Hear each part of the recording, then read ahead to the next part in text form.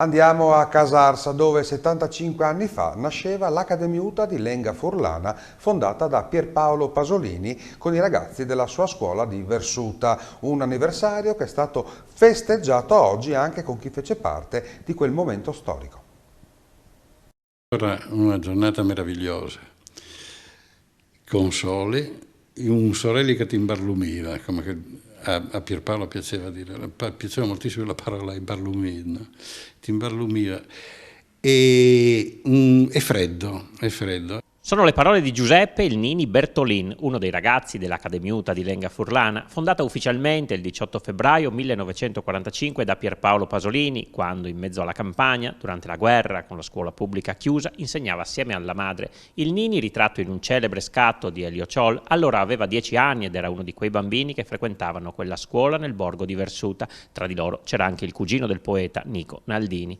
Noi eravamo nella stanza dove Pierpaolo e sua madre dormivano, mangiavano e vivevano. Entriamo e troviamo sulla lavagna una poesia, Gli scolaretti di Versuta. Era la prima poesia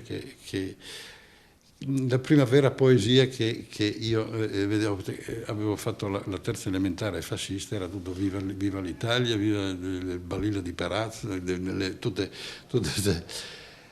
Presi un quaderno e incominciai a scrivere. E Pierpaolo passa da lì e dice, questo lo ricordo bene, dice, tieni questo quaderno per le poesie. Come simbolo dell'Accademiuta, da uno schizzo di Rico De Rocco, un cespo di dolcetta o ardilut, che riporta il motto O Christian Furlanut plendi vecia salut, mentre come lingua venne letto il friulano occidentale. Un anniversario ricordato proprio oggi in quegli stessi luoghi, anche con una cerimonia in municipio alla presenza delle istituzioni locali e regionali e che segnano l'avvio delle iniziative legate all'anniversario e coordinate dal Centro Studi Pasolini di Casarsa. E tante sono le iniziative legate all'anniversario dell'Accademiuta, targate Centro Studi Pasolini e coordinate da Rienzo Pellegrini. Di questi 75 anni vogliamo conservare il ricordo con una serie di iniziative. La settimana scorsa abbiamo aperto una mostra intitolata Jupai Champs di Versuta, con acquerelli e incisioni di un pittore molto importante che è Mario Micossi, che 20 anni dopo la morte di Pasolini va a Versuta a dipingere i paesaggi di quel borgo che vide appunto svilupparsi quell'esperienza dell'Accademiuta. Approfitteremo anche di consegnare una fotoricordo che è stata scattata da Elio Ciol, giovanissimo all'epoca, aveva 16 anni, con tutti i ragazzi, erano in 17 quel giorno, che hanno, come dire, partecipato da scolari e da giovani poeti a quell'avventura che è nata a Versuta per trasferirsi poi alla fine del 1946 nella casa dove oggi è attivo il centro studi.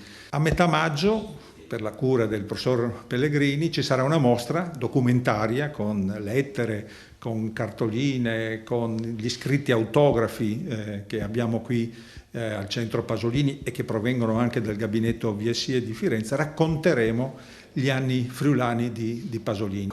L'Accademiuta va oltre la sua faccia, prende ulteriormente lineamenti precisi con lo Strodigut dell'agosto del 1945, quando viene pubblicato il manifesto dell'Accademiuta e anche, cosa che non poteva succedere il 18 febbraio, per la dedica a Guido Alberto Pasolini, Hermes come partigiano, che è morto, come sappiamo, in modo atroce, proprio nei giorni in cui l'Accademiuta veniva fondata.